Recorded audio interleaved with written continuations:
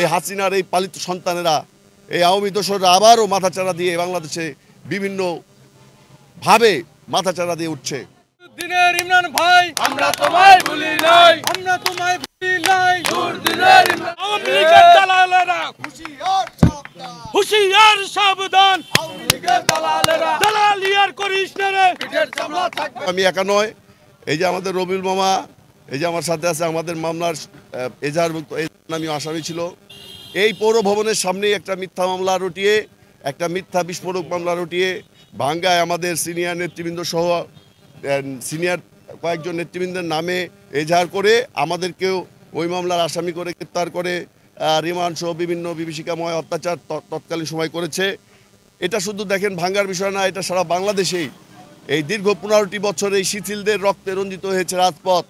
এই রাকিবদের জেলে থেকে রাকিবের পরিবারের আর্তনাদি কেটেছে বাংলাদেশের প্রতিটি ঘরে জাতীয়তাবাদী পরিবারের মানুষের।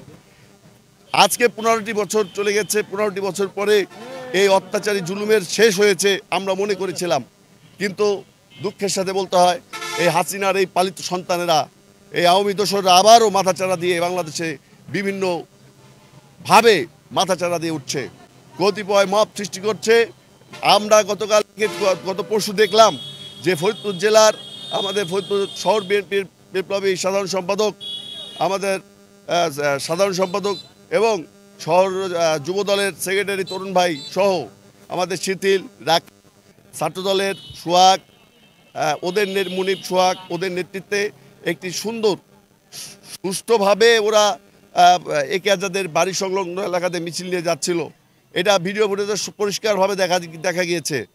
আপনারা সচেতন মানুষ, বাংলাদেশের মানুষ সেটা সেই সিসিটিভি ফুটেজ দেখেছেন, সেখানে কোথাও হামলা বা ধমকি দেওয়ার কোনো বিষয় আমাদের চোখে পড়েনি।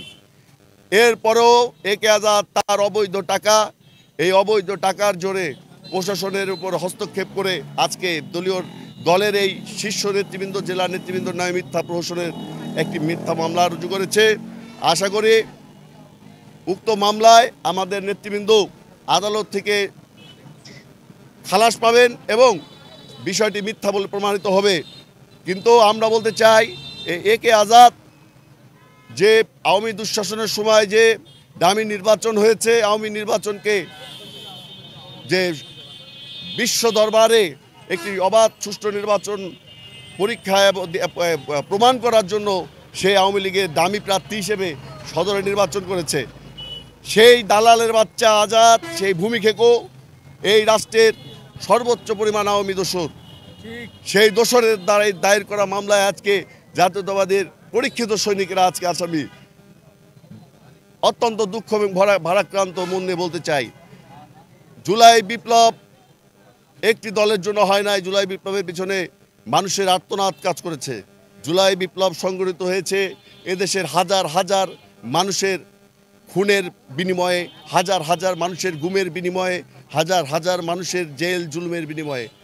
আজকে এই দোসরদের দালালি যারা করছে তাদেরকে হুঁশিয়ার করে বলতে চাই ভাঙ্গা থেকে, আপনারা ভালো হয়ে যান, অনতি বিলম্বে ভালো হয়ে যান।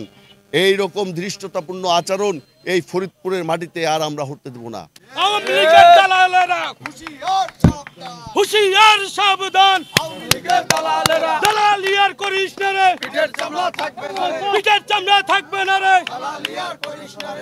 আপনারা প্রশাসন, আমরা কিন্তু রাষ্ট্রকে আমাদের দেশ নায়ক তারেক রহমান বলেছিলেন যে আমরা এই সরকারকে সহযোগিতা করতে এসেছি। এই সরকারকে সহযোগিতা করতে যে আজকে যদি আপনারা আমাদেরকে দুর্বল মনে করেন, আমরা কিন্তু এত দুর্বল নয়। বাংলাদেশের অর্ধেক মানুষ বিএনপির পক্ষে। আপনার একটা মানুষ, আমরা যদি অশান্তিতে থাকি, আমাদেরকে যদি আপনারা এরকম মিথ্যা মামলা দিয়ে, প্রহসনের মামলা দিয়ে আমাদের মুখ বন্ধ করতে চান, তাহলে আপনারা বুকার রাজ্যে বাস করেন। আমরা মানব না। বাংলাদেশে কোনো দোসরকে আর বাংলাদেশে থাকতে দেব না যদি এরকম প্রহসনের মামলা আবারও এই বিএনপি নেতাকর্মীদের নামে করা হয়। একটা মানুষকেও কিন্তু আমরা সুস্থ থাকতে দেব না। যারা দোসরদের দালালি করেন তাদেরকে কিন্তু আমরা ঘর থেকে টেনে এনে বিচারের সম্মুখীন করব। জনগণের বিচার, জনগণের রায়। এই জুলাই বিপ্লব সংগঠিত হয়েছে এই দোসরদের বিরুদ্ধে। জুলাই বিপ্লব সংগঠিত হয়েছে একটি বৈষম্যহীন রাষ্ট্র ব্যবস্থা পরিচালনা করার স্বার্থে। অতএব এই জুলাই বিপ্লবকে আমরা ব্যর্থ হতে দেব না। আমরা দেশটায় তারেক রহমানের 31 দফাকে ব্যর্থ হতে দেব না। আমরা বাংলাদেশের মানুষের ভোটাধিকারের সংগ্রামে ভোটাধিকার ফেরত পাওয়ার লক্ষ্যে আমরা লড়াই সংগ্রাম করেছি।